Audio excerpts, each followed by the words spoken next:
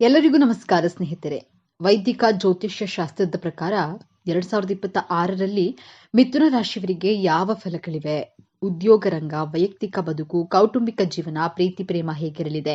ಈ ವಿಷಯಗಳನ್ನ ಗಮನದಲ್ಲಿಟ್ಕೊಂಡು ಮಿಥುನ ರಾಶಿಯವರಿಗೆ 2026 ಹೇಗಿರಲಿದೆ ಅನ್ನೋದರ ವಾರ್ಷಿಕ ರಾಶಿ ಫಲ ನೋಡೋಣ ಬನ್ನಿ. ಅದಕ್ಕೂ ಮುಂಚೆ ನೀವಿನ್ನು ನಮ್ಮ ಚಾನೆಲ್ಗೆ ಸಬ್ಸ್ಕ್ರೈಬ್ ಆಗಿಲ್ಲ ಅಂದ್ರೆ ಈಗಲೇ ಸಬ್ಸ್ಕ್ರೈಬ್ ಆಗಿ, ಹಾಗೆ ವಿಡಿಯೋಗೆ ಲೈಕ್ ಮಾಡಿ, ವಿಡಿಯೋನ ಸ್ಕಿಪ್ ಮಾಡದೆ ಕೊನೆ ತನಕ ನೋಡಿ. ಎಲ್ಲರೂ ಭಕ್ತಿಯಿಂದ ಓಂ ಶ್ರೀ ಮಹಾಲಕ್ಷ್ಮಿ ನಮಃ ಅಂತ ಕಾಮೆಂಟ್ ಮಾಡಿ. 2026ನೇ ವರ್ಷ ಗ್ರಹಗಳ ಸಂಚಾರ ಮಿಥುನ ರಾಶಿಯವರಿಗೆ ಅನೇಕ ಅಚ್ಚರಿಗಳನ್ನ ತರಲಿದೆ. ನೀವು ಊಹಿಸಿರದ ಘಟನೆಗಳು ನಡೆಯಬಹುದು. ಈ ವರ್ಷ ಆರಂಭ ಪ್ರೀತಿಯ ವಿಚಾರದಲ್ಲಿ ಮಿಶ್ರ ಫಲಗಳು ಸಿಗುತ್ತವೆ. ಪ್ರೇಮಿಯನ್ನ ಕೆಲವೊಮ್ಮೆ ಅರ್ಥ ಮಾಡಿಕೊಳ್ಳುವುದು ಕಷ್ಟವಾಗಬಹುದು. ನಿಮ್ಮ ಪ್ರೀತಿ ವಿಚಾರವನ್ನ ಮನೆಯಲ್ಲಿ ಪ್ರಸ್ತಾಪ ಮಾಡಲು ಸೂಕ್ತ ಸಮಯ. ಆರಂಭದಲ್ಲಿ ನೀವು ಕೆಲವು ಸವಾಲುಗಳನ್ನ ಎದುರಿಸುವಿರಿ, ಆದ್ರೆ ನಂತರ ನೀವು ಅಂದುಕೊಂಡ ಫಲ ನಿಮಗೆ ಸಿಗಲಿದೆ.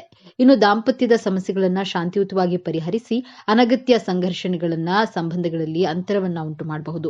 ಹೀಗಾಗಿ ಪರಸ್ಪರ ಅರ್ಥ ಮಾಡಿಕೊಳ್ಳುವುದು ತುಂಬಾ ಮುಖ್ಯ. ಹೀಗೆ ವರ್ಷದ ಆರಂಭ ವೈವಾಹಿಕ ಮತ್ತು ಪ್ರೇಮ ಜೀವನದಲ್ಲಿ ಸವಾಲುಗಳನ್ನ ಒಡ್ಡುತ್ತದೆ. ಈ ವರ್ಷದ ಆರಂಭದಲ್ಲಿ ಗುರು ಹಿಮ್ಮೆಟ್ಟುವ ಸ್ಥಿತಿಯಲ್ಲಿರ್ತಾನೆ. ಇದು ಶನಿಯ ನೆರಳಿನೊಂದಿಗೆ ಸೇರಿಕೊಂಡು ನಿಮ್ಮ ಸಂಬಂಧದಲ್ಲಿ ಭಿನ್ನಾಭಿಪ್ರಾಯಗಳು ಮತ್ತು ತಪ್ಪು ತಿಳುವಳಿಕೆಗಳಿಗೆ ಕಾರಣವಾಗಬಹುದು. ಪರಸ್ಪರ ತಿಳುವಳಿಕೆಯನ್ನ ಕಾಪಾಡಿಕೊಳ್ಳುವುದು ಬಹಳ ಮುಖ್ಯ. ಇಲ್ಲದಿದ್ರೆ ವಿಷಯಗಳು ಉಲ್ಬಣವಾಗಬಹುದು. ಈ ಅವಧಿಯಲ್ಲಿ ನಿಮ್ಮ ಸಂಗಾತಿಯ ಭಾವನೆಗಳನ್ನ ಅರ್ಥ ಮಾಡಿಕೊಳ್ಳುವುದು ಅತ್ಯಗತ್ಯ. ಇದು ವರ್ಷವಿಡೀ ನಿಮ್ಮ ವೈವಾಹಿಕ ಜೀವನದಲ್ಲಿ ಸಂತೋಷವನ್ನ ನೀಡುತ್ತೆ. ಇನ್ನ ವಿವಾಹ ನಿರೀಕ್ಷೆಯಲ್ಲಿರುವ ಮಿಥುನ ರಾಶಿಯವರು ಮದುವೆಯಾಗಲು ವರ್ಷದ ಆರಂಭದ ಸಮಯ ತುಂಬಾ ಅನುಕೂಲಕರವಾಗಿದೆ. ಜೊತೆಗೆ ನವವಿವಾಹಿತರಿಗೆ ಮಕ್ಕಳಾಗುವ ಯೋಗವೂ ಇದೆ. ಮಿಥುನ ರಾಶಿಯವರ ಪ್ರೇಮ ಜೀವನದ ವರ್ಷದ ಮಧ್ಯದಲ್ಲಿ ಸುಧಾರಿಸಲಿದೆ. ನಿಮ್ಮ ಸಂಗಾತಿಯ ಮೇಲಿನ ನಿಮ್ಮ ಪ್ರೀತಿ ಬಲಗೊಳ್ಳುವುದು. ಪರಸ್ಪರ ತಿಳುವಳಿಕೆ ಮತ್ತು ಸಮನ್ವಯವನ್ನ ಕಾಪಾಡಿಕೊಳ್ಳುವಿರಿ. ಈ ಸಮಯದಲ್ಲಿ ದಂಪತಿಗಳು ದೀರ್ಘಕಾಲದ ಪ್ರವಾಸವನ್ನ ಕೈಗೊಳ್ಳಬಹುದು. ಇದು ನಿಮ್ಮ ಸಂಬಂಧವನ್ನ ಬಲಪಡಿಸಲಿದೆ. ನಿಮ್ಮ ವೈವಾಹಿಕ ಜೀವನದ ವಿಚಾರದಲ್ಲಿ ಅತ್ಯುತ್ತಮ ತಿಂಗಳುಗಳಿರುತ್ತದೆ. ನೀವು ನಿಮ್ಮ ಸಂಗಾತಿಯೊಂದಿಗೆ ಅದ್ಭುತ ಕ್ಷಣಗಳನ್ನು ಆನಂದಿಸುವಿರಿ. ಆದರೂ ವರ್ಷದ ಮಧ್ಯದಲ್ಲಿ ಸಣ್ಣ ಪುಟ್ಟ ಭಿನ್ನಾಭಿಪ್ರಾಯಗಳನ್ನ ಪ್ರಮುಖ ವಿವಾದಗಳಿಗೆ ಕಾರಣವಾಗಬಹುದು. ಆದ್ದರಿಂದ ನೀವು ಪರಸ್ಪರ ಅರ್ಥ ಮಾಡಿಕೊಳ್ಳಲು ಶ್ರಮಿಸಬೇಕಾಗುತ್ತೆ. ಗುರುವು ತನ್ನ ರಾಶಿಚಕ್ರ ಚಿಹ್ನೆಯನ್ನ ಬದಲಾಯಿಸಿದಾಗ ಸಂತೋಷ ಮತ್ತು ಶಾಂತಿ ನಿಮ್ಮ ವೈವಾಹಿಕ ಜೀವನವನ್ನ ಪ್ರವೇಶಿಸಲು ಪ್ರಾರಂಭಿಸುತ್ತದೆ. ಪರಿಸ್ಥಿತಿಗಳು ಸುಧಾರಿಸಿ ನಿಮ್ಮ ಸಂಬಂಧ ಹೆಚ್ಚು ಸಿಹಿಯಾಗುತ್ತದೆ. ಈ ಅವಧಿಯಲ್ಲಿ ನೀವು ನಿಮ್ಮ ಸಂಗಾತಿಯ ಬಗ್ಗೆ ಉತ್ತಮ ತಿಳುವಳಿಕೆಯನ್ನ ಹೊಂದುತ್ತೀರಿ. ಇದು ನಿಮ್ಮ ಪ್ರೇಮ ಜೀವನಕ್ಕೆ ಸಕಾರಾತ್ಮಕತೆಯನ್ನ ತರುತ್ತೆ. ನೀವು ಒಬ್ಬರನ್ನೊಬ್ಬರು ಅರ್ಥ ಮಾಡಿಕೊಂಡು ಹಳೆಯ ಸಮಸ್ಯೆಗಳನ್ನ ಪರಿಹರಿಸಲು ಕೆಲಸ ಮಾಡಿದ್ರೆ ನಿಮ್ಮ ಸಂಬಂಧ ಬಲಗೊಳ್ಳುವುದು. ವರ್ಷದ ಕೊನೆಯಲ್ಲಿ ದಂಪತಿಗಳ ನಡುವೆ ಪರಸ್ಪರ ಗೌರವ ಮತ್ತು ಪ್ರೀತಿ ಹೆಚ್ಚಾಗುತ್ತೆ. ಗುರುವಿನ ಸಂಚಾರ ನಿಮ್ಮ ವೈವಾಹಿಕ ಜೀವನವನ್ನ ಸಂತೋಷವಾಗಿಡುವುದು. ನೀವು ಪರಸ್ಪರ ಭಾವನೆಗಳನ್ನ ಹೆಚ್ಚಾಗಿ ಅರ್ಥ ಮಾಡಿಕೊಳ್ಳಲು ಸಾಧ್ಯವಾಗುತ್ತೆ. ಈ ಅವಧಿಯಲ್ಲಿ ನಿಮ್ಮ ಸಂಗಾತಿಯ ನಡುವಿನ ಅಂತರವು ಅಂತ್ಯಗೊಳ್ಳುತ್ತದೆ. ಹಣಕಾಸಿನ ಅಗತ್ಯವಿದ್ದಾಗ ನಿಮ್ಮ ಸಂಗಾತಿಯು ನಿಮ್ಮೊಂದಿಗೆ ನಿಲ್ತಾರೆ. ಇದು ನಿಮ್ಮನ್ನ ಒಂಟಿತನ ಅಥವಾ ಖಿನ್ನತೆಗೆ ಒಳಪಡಿಸೋದನ್ನ ತಡೆಯುವುದು. ಇನ್ನು 2026ರಲ್ಲಿ ಮದುವೆಯಾಗಲು ಆತುರದ ಅಥವಾ ಅಜಾಗರೂಕ ನಿರ್ಧಾರಗಳನ್ನ ತೆಗೆದುಕೊಳ್ಳುವುದು ಸಮಸ್ಯೆಗಳಿಗೆ ಕಾರಣವಾಗಬಹುದು. ಮದುವೆಯ ವಿಷಯಕ್ಕೆ ಬಂದಾಗ ಅಥವಾ ನಿಮ್ಮ ಪ್ರೇಮ ಜೀವನವನ್ನ ಮುಂದುವರಿಸುವಾಗ ವರ್ಷದ ಕೊನೆಯಲ್ಲಿ ನಿಮಗೆ ಅನುಕೂಲವಾಗಿರುವುದಿಲ್ಲ. ನಿಮ್ಮ ಕುಟುಂಬ ಸಂಬಂಧಿಕರಿಂದಲೇ ಮದುವೆ ಪ್ರಸ್ತಾಪ ಬರುವ ಸಾಧ್ಯತೆ ಇದೆ. ನೀವು ಅದನ್ನು ಸೂಕ್ತವೆಂದು ಪರಿಗಣಿಸಬಹುದು. ಆದ್ರೆ ಮದುವೆ ಬಗ್ಗೆ ಎಚ್ಚರಿಕೆಯಿಂದ ನಿರ್ಧಾರವನ್ನ ತೆಗೆದುಕೊಳ್ಳುವುದು ಮುಖ್ಯ. ನಿಮ್ಮ ಪ್ರೇಮ ಜೀವನದಲ್ಲಿ ಯಾವುದೇ ತಪ್ಪು ತಿಳುವಳಿಕೆಗಳು ಅಥವಾ ಸಮಸ್ಯೆಗಳಿದ್ರೆ ಈ ಅವಧಿಯಲ್ಲಿ ಅವುಗಳನ್ನ ಮಾತುಕತೆಯ ಮೂಲಕ ಪರಿಹರಿಸಿಕೊಳ್ಳುವುದು ಮುಖ್ಯ. ಈ ವರ್ಷದ ಕೊನೆಯಲ್ಲಿ ಏಕಾಂಗಿಯಾಗಿರುವವರಿಗೆ ಪ್ರೀತಿಯ ಹುಟ್ಟಬಹುದು. ಈ ವರ್ಷ ಆತುರದ ನಿರ್ಧಾರಗಳನ್ನ ತೆಗೆದುಕೊಳ್ಳುವುದನ್ನ ತಪ್ಪಿಸಿ. ಒಟ್ಟಾರೆಯಾಗಿ ನಿಮ್ಮ ಪ್ರೇಮ ಜೀವನ ವಿಷಯದಲ್ಲಿ ನಿಮಗೆ ತುಂಬಾ ಆಹ್ಲಾದಕರವಾಗಿರುತ್ತೆ. ಮಿಥುನ ರಾಶಿ ವರ್ಷ ಭವಿಷ್ಯ 2026 ಆರ್ಥಿಕ ಜೀವನ. ಮಿಥುನ ರಾಶಿಯವರ ಆರ್ಥಿಕ ಜೀವನ 2026ರಲ್ಲಿ ಉತ್ತಮವಾಗಿರುವುದಿಲ್ಲ. ಎಷ್ಟು ಲಾಭವನ್ನ ಗಳಿಸುವಿರೋ ಅದಕ್ಕಿಂತ ಹೆಚ್ಚಿನ ಹಣ ಹೊರಗಡೆ ಹೋಗಲು ಕಾಯುತ್ತದೆ. ನಿಮ್ಮ ವ್ಯಾಪಾರ ವ್ಯವಹಾರಗಳಲ್ಲಿ ತುಂಬಾ ಏರಿಳಿತಗಳು ಕಂಡು ಬರಲಿದೆ. ಸಾಲ ಜಾಸ್ತಿ ಆಗುತ್ತೆ. ಮನೆಯಲ್ಲಿ ಹಣಕಾಸಿನ ವಿಚಾರಕ್ಕೆ ಕಿರಿಕಿರಿಗಳು ಉಂಟಾಗುತ್ತವೆ. ಈ ವರ್ಷ ಹೂಡಿಕೆ ಮಾಡಬೇಕು ಅಂದುಕೊಂಡಿದ್ರೆ ಅದನ್ನ ಮುಂದೂಡಿ. ಜೊತೆಗೆ ಹೊಸ ವ್ಯಾಪಾರ ವ್ಯವಹಾರ ಪ್ರಾರಂಭಿಸಲು ಕೂಡ ಮುಂದಿನ ವರ್ಷ ನಿಮಗೆ ಉತ್ತಮವಾಗಿಲ್ಲ. ಹೀಗಾಗಿ ಹೊಸ ಕೆಲಸಗಳು, ಹೂಡಿಕೆ, ಸಾಲ ಮಾಡೋದನ್ನ ನೀವು ಈ ವರ್ಷದಲ್ಲಿ ತಪ್ಪಿಸೋದು ಉತ್ತಮ. ಆಡುವ ಮಾತುಕತೆಯಲ್ಲಿ ಸಹಜತೆ ಇರೋದಿಲ್ಲ. ಇದರಿಂದಾಗಿ ಬಂಧು ಬಳಗದವರ ವಿಶ್ವಾಸ ಕಡಿಮೆ ಆಗುತ್ತೆ. ನಿಮ್ಮ ಮನಸ್ಸಿಗೆ ಹತ್ತಿರವಾದವರ ಜೊತೆಯಲ್ಲಿ ಮನದಲ್ಲಿರುವ ರಹಸ್ಯವನ್ನ ಹಂಚಿಕೊಳ್ಳುವಿರಿ. ಆತ್ಮೀಯರ ಸಮಸ್ಯೆಗಳನ್ನ ಆಲಿಸುವ ಮನಸ್ಥಿತಿ ಇರೋದಿಲ್ಲ. ಎಲ್ಲರ ಸಮಸ್ಯೆಗಳನ್ನ ಅರ್ಥ ಮಾಡಿಕೊಂಡು ನಡೆಯುವ ಅವಶ್ಯಕತೆ ಇದೆ. ವಾಹನ ಚಾಲನೆ ಮಾಡುವ ವೇಳೆ ಎಚ್ಚರಿಕೆ ವಹಿಸಬೇಕು. ನಿಮ್ಮ ತಪ್ಪಿನಿಂದ ಕುಟುಂಬದ ಸದಸ್ಯರು ಹಣದ ಕೊರತೆಯನ್ನ ಎದುರಿಸಲಿದ್ದಾರೆ. ನಿಮಗೆ ಸೇರಿದಂತಹ ಜಮೀನನ್ನ ವಿಲೇವಾರಿ ಮಾಡಿ ಹೊಸ ಮನೆಯನ್ನ ಕೊಳ್ಳುವಿರಿ. ಶೈಕ್ಷಣಿಕ ಜೀವನ. ಮುಂದಿನ ವರ್ಷ ಮಿಥುನ ರಾಶಿಯ ವಿದ್ಯಾರ್ಥಿಗಳು ಕೆಲ ದೋಷಗಳನ್ನು ಅನುಭವಿಸಬೇಕಾಗಿದೆ. ಸ್ಪರ್ಧಾತ್ಮಕ ಪರೀಕ್ಷೆಗಳಲ್ಲಿ, ಪ್ರೈಮರಿ ಎಜುಕೇಶನ್ ಅಲ್ಲಿ ಕೆಲ ತೊಂದರೆಗಳು ಉಂಟಾಗಲಿದೆ. ಒಂದಿಷ್ಟು ಸಮಸ್ಯೆಗಳು ವಿದ್ಯಾಭ್ಯಾಸದಲ್ಲಿ ಕಾಡಲು ಶುರುವಾಗುತ್ತೆ. ಅದರಲ್ಲೂ ವಿಶೇಷವಾಗಿ ಇಂಜಿನಿಯರಿಂಗ್ ವಿದ್ಯಾರ್ಥಿಗಳಿಗೆ, ಮೆಡಿಕಲ್, ಬಿಸಿನೆಸ್, ಮ್ಯಾನೇಜ್ಮೆಂಟ್ ಅಭ್ಯಾಸ ಮಾಡುವಂತಹ ವಿದ್ಯಾರ್ಥಿಗಳಿಗೆ ತುಂಬಾನೇ ಕಷ್ಟದ ದಿನಗಳು ಬರಲಿದೆ. ನೀವಂದುಕೊಂಡಷ್ಟು ಸುಲಭವಾಗಿ ವಿದ್ಯಾಭ್ಯಾಸ ಇರೋದಿಲ್ಲ. ಮಿಥುನ ರಾಶಿಯವರ ಆರೋಗ್ಯ ಹೇಗಿರುತ್ತೆ ಎಂದು ತಿಳಿಯೋಣ. ಮಿಥುನ ರಾಶಿಯ ಆರೋಗ್ಯ. ಮಿಥುನ ರಾಶಿಯವರಿಗೆ 2026ರಲ್ಲಿ ಆರೋಗ್ಯ ಅಷ್ಟೊಂದು ಉತ್ತಮವಾಗಿರೋದಿಲ್ಲ. ಸಣ್ಣ ಪುಟ್ಟ ಆರೋಗ್ಯ ಸಮಸ್ಯೆಗಳು ಬರುತ್ತವೆ. ಸರಿಯಾಗಿ ಜೀರ್ಣಕ್ರಿಯೆ ಆಗದೇ ಇರುವುದು, ಜ್ವರ, ಕೆಮ್ಮು, ಕಫ, ನೆಗಡಿ ಈ ರೀತಿ ಸಣ್ಣ ಪುಟ್ಟ ಕಾಯಿಲೆಗಳು ಬರುತ್ತವೆ. ಹೀಗಾಗಿ ಯಾವುದೇ ಆರೋಗ್ಯ ಸಮಸ್ಯೆನ ನಿರ್ಲಕ್ಷ್ಯ ಮಾಡಬೇಡಿ. ಪ್ರೀತಿ ಮತ್ತು ವೈವಾಹಿಕ ಜೀವನ. ಮಿಥುನ ರಾಶಿಯವರಿಗೆ 2026ರಲ್ಲಿ ವೈವಾಹಿಕ ಜೀವನವಾಗ್ಲಿ, ಪ್ರೀತಿಯಾಗ್ಲಿ ಅಷ್ಟೊಂದು ಚೆನ್ನಾಗಿರೋದಿಲ್ಲ. ತುಂಬಾ ಇಷ್ಟಪಡುವ ಸಂಗಾತಿಯ ನಿಮ್ಮನ್ನ ಅನುಮಾನಿಸುತ್ತಾರೆ. ನಿಮ್ಮ ಕೆಲಸದ ಬಗ್ಗೆ ಹೀಯಾಳಿಸ್ತಾರೆ. ದೊಡ್ಡ ಮಟ್ಟದಲ್ಲಿ ನಿಮ್ಮನ್ನ ಕಡೆಗಣಿಸ್ತಾರೆ. ಪ್ರೀತಿ ಭಂಗ ಯೋಗ ಶುರುವಾಗಲಿದೆ. ವೈವಾಹಿಕ ಜೀವನದಲ್ಲಿ ಹಲವಾರು ತೊಂದರೆಗಳು ಎದುರಾಗಲಿದೆ. ಜೊತೆಗೆ ಏಳು ಬೀಳು, ದಾಂಪತ್ಯ ಕಲಹಗಳು, ಮಾನಸಿಕ ಹಿನ್ನಡೆಗಳು ಆಗುತ್ತವೆ. ಹೀಗಾಗಿ ಸ್ವಲ್ಪ ಜಾಗರೂಕರಾಗಿರಿ. ಕುಟುಂಬದಲ್ಲಿ ವಿವಾಹಿತರಿಗೆ ಹೆಚ್ಚಿನ ಜವಾಬ್ದಾರಿ ಇರಲಿದೆ. ರಾಜಕೀಯ ವ್ಯಕ್ತಿಗಳಿಗೆ ನಿರಾಶೆ ಇರಲಿದೆ. ಆತ್ಮವಿಶ್ವಾಸವನ್ನು ಬೆಳೆಸಿಕೊಂಡು ಜೀವನದಲ್ಲಿ ಮುಂದುವರಿಯುವಾಗ ಅಗತ್ಯತೆ ಕಂಡು ಬರುತ್ತೆ. ಪಾಲುದಾರಿಕೆಯ ವ್ಯಾಪಾರದಲ್ಲಿದ್ದ ಲಾಭಾಂಶದ ಹಂಚಿಕೆಯಲ್ಲಿ ನಿಮಗೆ ಸಮಾಧಾನ ಇರುವುದಿಲ್ಲ. ಮನದಲ್ಲಿನ ಬೇಸರವನ್ನ ದೂರ ಮಾಡಲು ದೂರದ ಸ್ಥಳಕ್ಕೆ ಪ್ರಯಾಣ ಮಾಡುವಿರಿ. ದಂಪತಿ ನಡುವೆ ಉತ್ತಮ ಸಂಬಂಧ, ಬೆಸುಗೆ ಏರ್ಪಡುತ್ತದೆ. ತಾಯಿಯವರ ತವರು ಮನೆಯಿಂದ ಉಡುಗೊರೆಯು ಹಣದ ರೂಪದಲ್ಲಿ ಬರಲಿದೆ. ವಿದೇಶ ಪ್ರಯಾಣ ಯೋಗವಿದೆ. ಆರಂಭಿಸಿದಂತಹ ಕೆಲಸ ಕಾರ್ಯಗಳು ಒಂದೇ ರೀತಿಯಲ್ಲಿ ನಡೆಯೋದಿಲ್ಲ. ಹಣಕಾಸಿನ ನಿರ್ವಹಣೆಯಲ್ಲಿ ಹಿಂದೆ ಉಳಿಯುವಿರಿ. ಬೇರೆಯವರಿಂದ ನಿರೀಕ್ಷಿತ ಸಹಾಯವೂ ಲಭ್ಯವಾಗೋದಿಲ್ಲ. ಪರಿಹಾರಗಳು. ಮಿಥುನ ರಾಶಿಯವರಿಗೆ 2026ನೇ ವರ್ಷ ಉತ್ತಮವಾಗಿಲ್ಲ. ಹಾಗಂತ ಕೈಕಟ್ಟಿ ಕುಳಿತುಕೊಳ್ಳೋದ್ರಿಂದ ಅಥವಾ ಭಯ ಪಡೋದ್ರಿಂದ ಸಮಸ್ಯೆಗಳಿಗೆ ಪರಿಹಾರ ಸಿಗೋದಿಲ್ಲ. ಪ್ರತಿಯೊಂದು ಸಮಸ್ಯೆಗೆ ಪರಿಹಾರ ಇದ್ದೇ ಇರುತ್ತೆ. ಹೀಗಾಗಿ ಈ ವರ್ಷ ಕೆಲ ಪರಿಹಾರಗಳನ್ನ ಮಾಡೋದ್ರಿಂದ ಮಿಥುನ ರಾಶಿಯವರಿಗೆ ಸಮಸ್ಯೆಗಳ ಪ್ರಭಾವ ಕಡಿಮೆ ಆಗುತ್ತೆ. ಹಾಗಾದ್ರೆ ಆ ಪರಿಹಾರಗಳು ಯಾವುವು ತಿಳಿಯೋಣ. ಮೃಗಶಿರ ನಕ್ಷತ್ರದ ಮಿಥುನ ರಾಶಿಯವರು ಸುಬ್ರಹ್ಮಣ್ಯ ದೇವಸ್ಥಾನಕ್ಕೆ ಹೋಗಿ ಬರುವುದು ಉತ್ತಮ.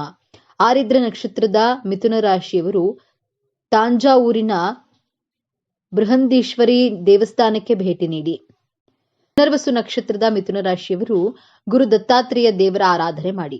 ಅಲ್ಲದೆ ಈ 3 ರಾಶಿಯವರು ವೃಕ್ಷ ನೆಟ್ಟು ಪೋಷಣೆ ಮಾಡಿ. ಇದರಿಂದ ಪ್ರಕೃತಿಯೊಂದಿಗೆ ನಿಮ್ಮ ಬದುಕು ಕೂಡ ಉತ್ತಮವಾಗುತ್ತೆ. ಅಲ್ಲದೆ ನಿಮ್ಮ ಮನೆಯ ಮೇಲೆ ಕುಂಡದಲ್ಲಿ ನೀರನ್ನ ಇಡಿ. ಇದರಿಂದ ಅದೆಷ್ಟೋ ಜಂತುಗಳಿಗೆ ಸಹಾಯ ಮಾಡಿದಂತಾಗುತ್ತೆ. ಅವುಗಳ ಜೀವನ ಉಳಿಸಿದ ಪುಣ್ಯದ ಫಲ ನಿಮಗೆ ಸಿಗಲಿದೆ.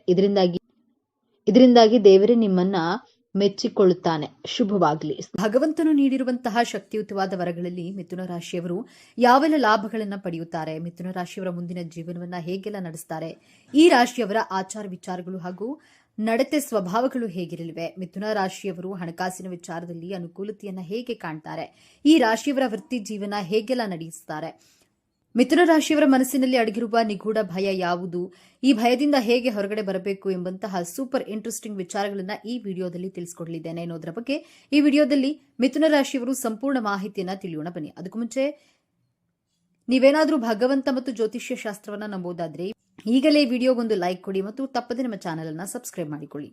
ಅರ್ಜುನ ಕೃಷ್ಣನನ್ನ ಕೇಳಿದ, ಜೀವನ ಎಂದ್ರೇನು? ಕೃಷ್ಣ ನಗುತ್ತಾ ಹೇಳಿದ, ನಾಳೆ ಎಂಬುದು ಶತ್ರು, ಇವತ್ತು ಎಂಬುದೇ ಸಂಬಂಧಿಕರು, ಈ ಕ್ಷಣ ಎಂಬುದೇ ಜೀವನ.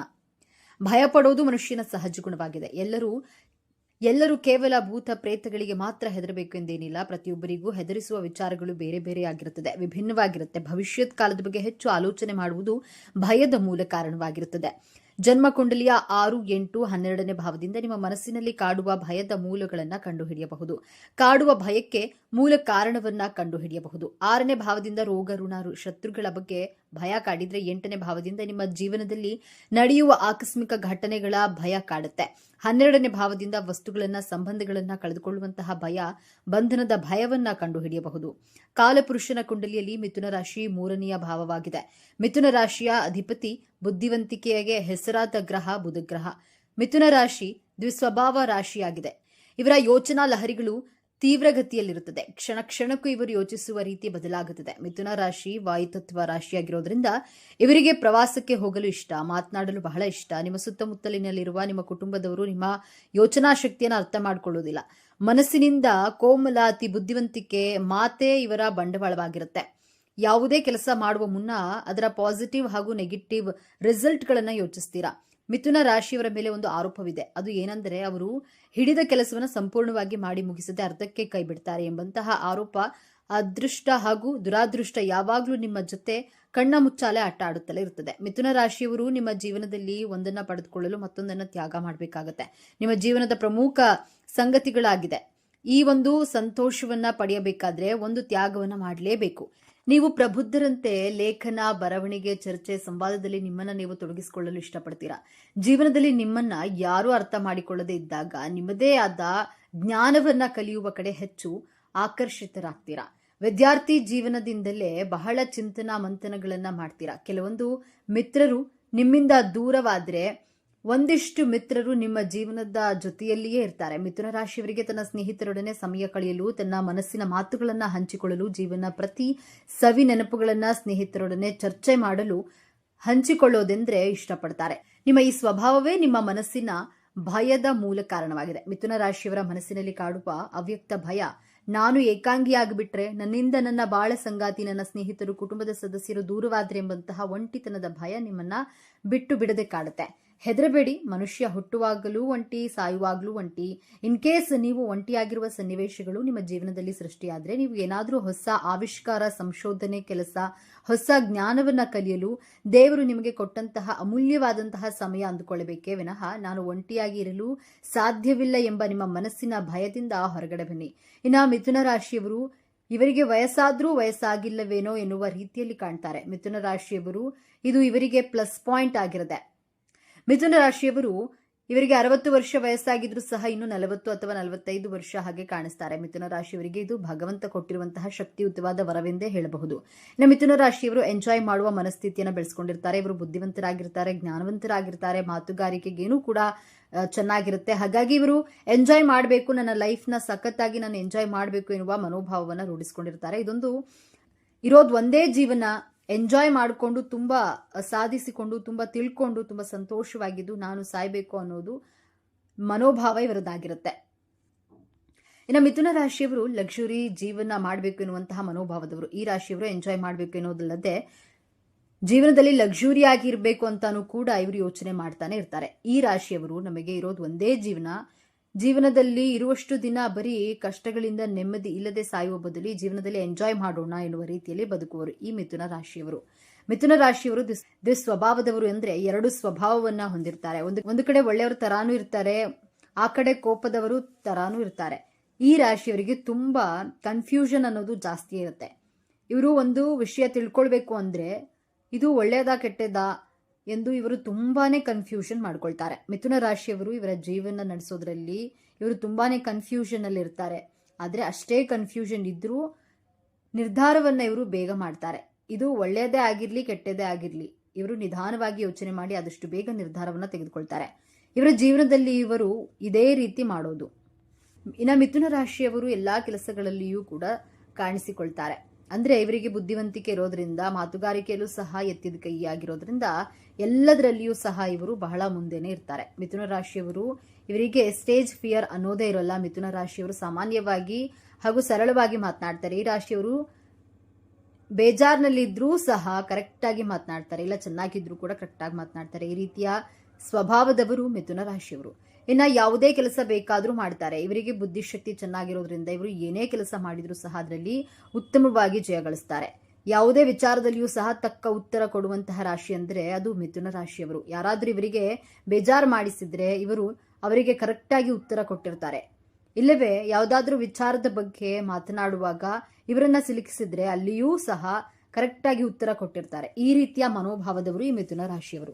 ಈ ರಾಶಿಯವರಿಗೆ ಉತ್ತಮವಾದಂತಹ ಜೀವನ ನಡೆಸುವಂತಹ ಸಾಮರ್ಥ್ಯ ಅನ್ನೋದು ಇದ್ದೇ ಇರುತ್ತೆ. ಬುದ್ಧಿವಂತಿಕೆಯಲ್ಲಿ ಬಹಳ ಚತುರರಾಗಿರ್ತಾರೆ. ಇವರ ಮಾತಿನಲ್ಲಿ ಒಂದು ಅರ್ಥವಿರುತ್ತೆ, ಹಾಗೆಯೇ ವ್ಯವಹಾರದಲ್ಲಿ ಲಾಭ ಮಾಡಿಕೊಳ್ತಾರೆ. ತುಂಬಾ ಓಡಾಟ ಇರುತ್ತದೆ. ದೇಶ ಸುತ್ತಿ ಕೋಶ ಓದುವರು ಈ ಮಿಥುನ ರಾಶಿಯವರು. ಮಿಥುನ ರಾಶಿಯವರು, ನೀವು ನಿಮ್ಮ ಜೀವನವನ್ನ ಹೇಗೆ ರೂಪಿಸ್ಕೊಳ್ಬೇಕು ಅಂತ ಅನ್ಕೊಂಡಿದ್ದೀರಾ ಅದೇ ರೀತಿಯಾಗಿ ರೂಪಿಸ್ಕೊಳ್ತೀರಾ.